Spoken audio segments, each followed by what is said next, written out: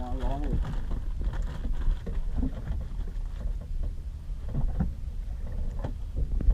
ยังสดเลยครับ ตายังวาวอยู่เลยเหงือกยังปะงาบอยู่เลย ขาดใจสดแค่ไหนถามใจให้ดู สดอย่างนี้ก็ใครอยากกินสดอย่างนี้ก็โดดลงไปกินในน้ำนะครับ สดอย่างนี้ก็ลากลงในน้ำ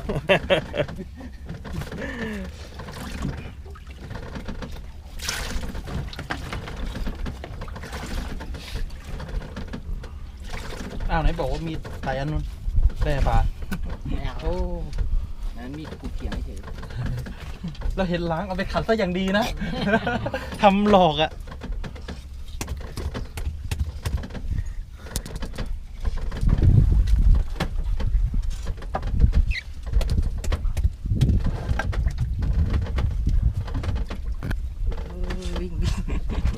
ยังไม่ตายครับยังสดอยู่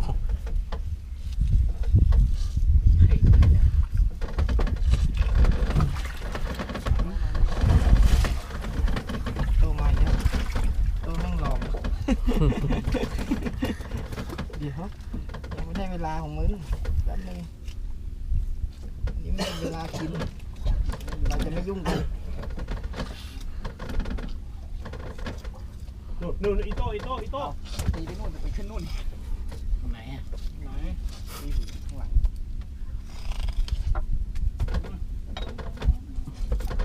ตีไม่ถึงเดี๋ยวมันก็มาใกล้เลยน้อย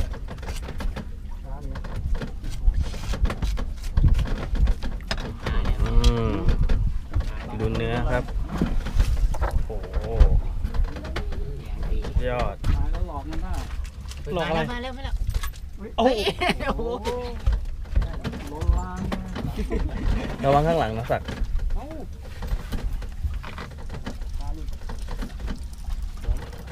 อีโต้เป็นแปด สวยๆขาว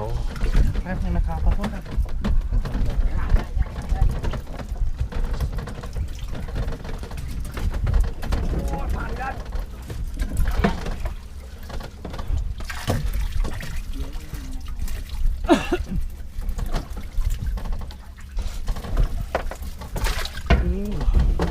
ไปเข้าหมายแล้วแต่ปลาตายมันไม่สวย มีคนมัดไว้เมื่อกี้มันหลุดไปไหนแล้ว หลุดแล้วเหรอหลุดไปล ๆอะไร ำปลาอ๋อไม่ได้กิน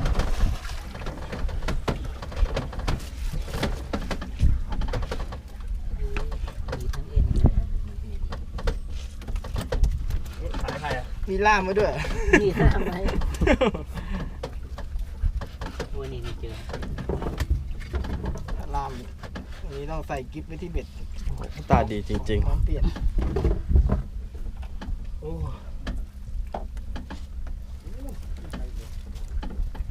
นู่นอยู่ไกลเลยนู่นดูด้วยมันวิ่งเป็นโอ้โห ทำไมมันไปไวจังไง มัน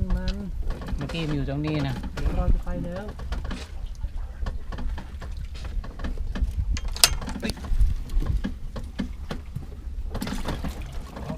ถุงเราไว้ก่อนเราไปล่ามันทีเดียวเลย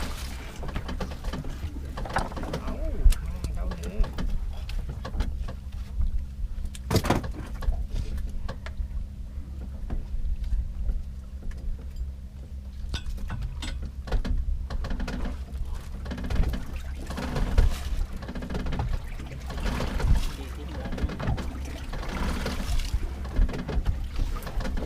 ใช้ความสามารถสูงอ่ะจะแล่ปลาบนเรือเนี่ย อย่างเงี้ยพอแล่เสร็จด้วยขาแข็งเนี่ยเราต้องเก่งไงเพื่อให้นิ่งอ่ะ หนังยังจับไม่อยู่หรือวะ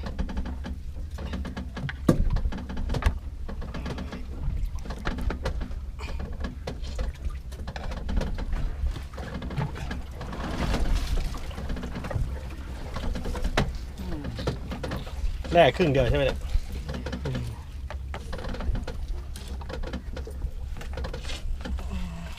นอกจากเป็นไต่เรือแล้วยังเป็นเชฟญี่ปุ่นได้สบาย ดูประจำอ่ะอีใจเหรอฮะ นั่นแลกกันนี่ท่าไหน แลกก็หลายท่าเลย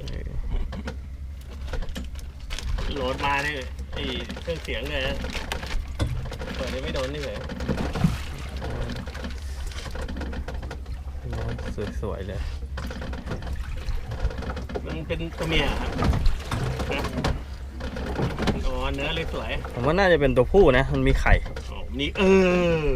มีเหตุผล คนหน้าฝัก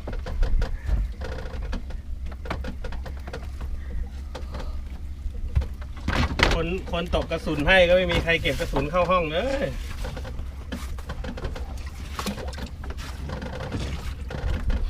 โฉมของสายจะหมดหวังแล้วแหละ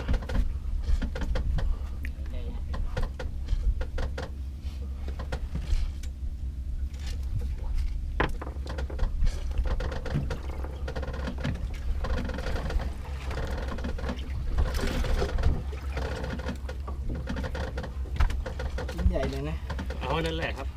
อร่อยดี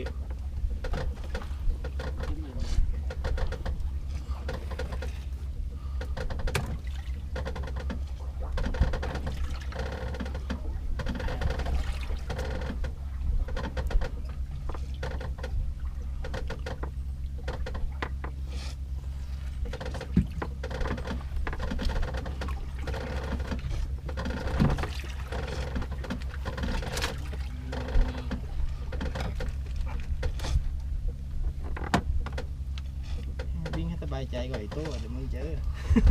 เดี๋ยวกินก่อน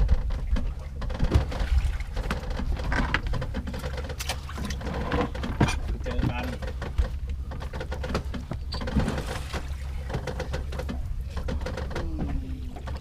ใครช่วยจับเดียวให้นิ่งๆหน่อย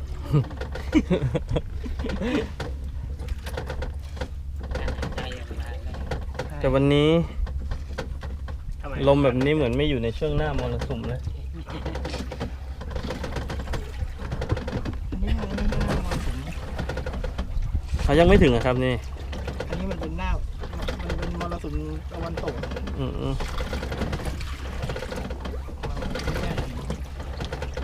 มันไปนู่นแหละช่วงเกือบปีใหม่ อ๋อ พฤศจิกาธันวาเนี่ย อ๋อที่นี่ถ้าช่วงพฤศจิกาจะเป็นช่วงมรสุม ใช่ โอ้แต่สมัยสารถ้าพฤศจิกานี่เรียบแล้ว ใช่มันก็อย่างเงี้ยมันผัดกัน ผัดกัน เป็นฤดูที่เรือเต็มทะเลเลย เออ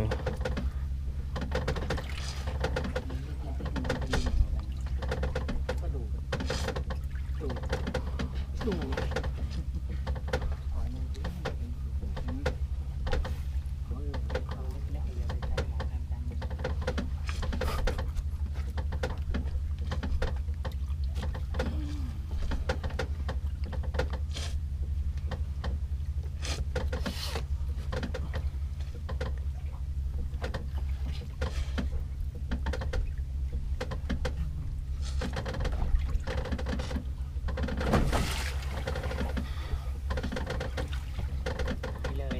ยิงเมื่อยขาแล้วครับ ต้องเก่งอ่ะ